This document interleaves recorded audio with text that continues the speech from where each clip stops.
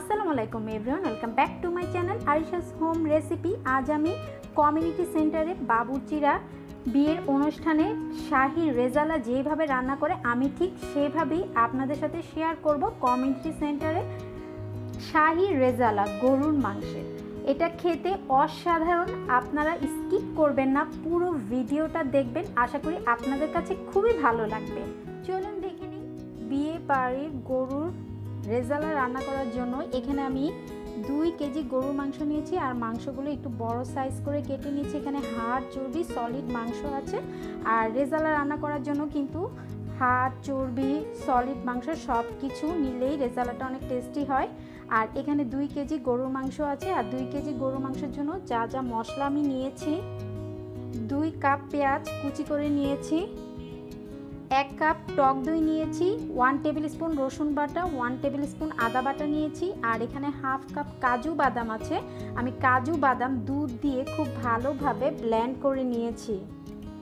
এখানে 1 table spoon ধনে গুঁড়া, 1 টেবিল স্পুন জিরা গুঁড়া, 1 টেবিল স্পুন মরিচ গুঁড়া, 1 টিস্পুন হলুদ গুঁড়া, 4টা আলু বুখারা নিয়েছি, কিছু কিশমিশ, আর এখানে জয়ফল আর জয়ত্রী গুঁড়া করে নিয়েছি। এখানে আমি 6-7টা লং নিয়েছি, 6-7টা এলাচ নিয়েছি, সবুজ এলাচ, একটা কালো এলাচ, একটা স্টার অ্যানিস, 3টা তেজপাতা, আর 2 টুকরো দারুচিনি নিয়েছি। রেজালা রান্না করার জন্য একটা প্যান নিয়ে নিয়েছি। এখন আমি তেল দিয়ে দিব, আর রেজালা রান্নার ক্ষেত্রে কিন্তু তেলের পরিমাণটা একটু বেশি হয়। তেলটা যখন গরম হবে এ পর্যায়ে আমি আস্ত গরম মশলা দিয়ে দিব। প্রথমে তেজপাতা, দারুচিনি, স্টার অ্যানিস, এলাচ, লং দিয়ে এটা 1 মিনিটের মতো আমি তেলের সাথে হালকা একটু ভেজে নিব।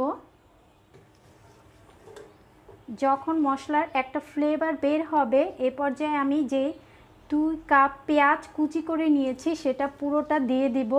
তারপর আমি চুলার আঁচটা মিডিয়ামে রেখে পেঁয়াজ ভেজে নিব। আর খুব বেশি কিন্তু পেঁয়াজ আমি বেরেস্তা করব না, জাস্ট হালকা একটু বাদামি হওয়া পর্যন্ত এটা আমি ভেজে নিব। পেঁয়াজ ভাজা শেষ, পেঁয়াজ কিন্তু হালকা লাল হয়ে এসেছে। এখন আমি আদা আর রসুন বাটা 1 টেবিল চামচ করে নিয়েছিলাম, সেটা দিয়ে দিব। তারপর মশলার সাথে আদা আর রসুন বাটাটা আগে একটু 2 মিনিটের মতো একটু কষিয়ে নিব। এখন আমি ধনে, জিরা, মরিচ আর হলুদ গুঁড়া দিয়ে দিব।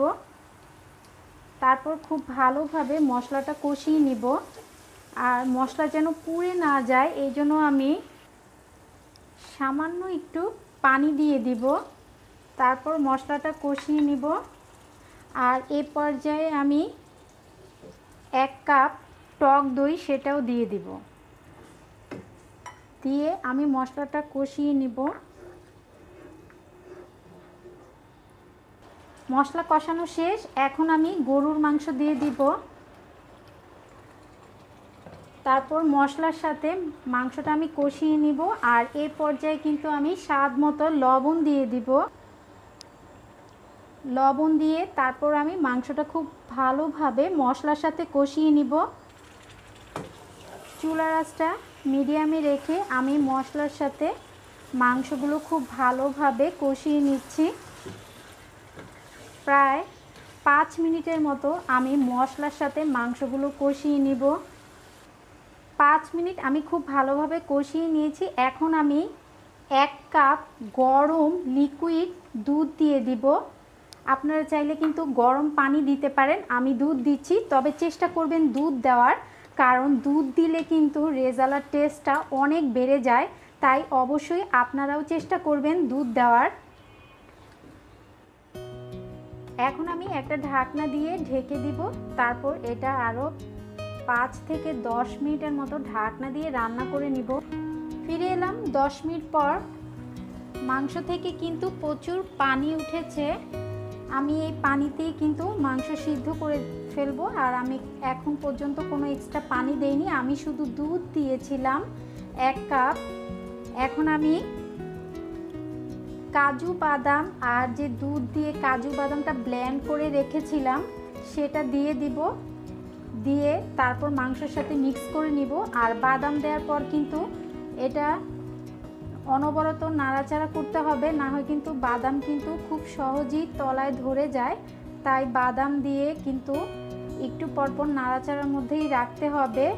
যদি আমি বাদাম দেওয়ার পরে এটা ঢেকে রেখে দিই তাহলে কিন্তু এটা লেগে যাবে। এখন আমি আবার একটু ঢাকনা দিয়ে আরও 5 মিনিটের মতো এটা রান্না করব, আর মাঝে মাঝে কিন্তু আমি আবার নেড়ে দেব। এখন আমি হাফ টেবিল স্পুনের মতো জয়ফল আর জয়ত্রী গুঁড়া করে রেখেছিলাম সেটা দিয়ে দিব, আর সেই সাথে 4টা আলু বোখারাও দিয়ে দিব, আর কিছু কিশমিশ প্রায় 1 টেবিল চামচের মতো হবে সেটাও আমি দিয়ে দিব।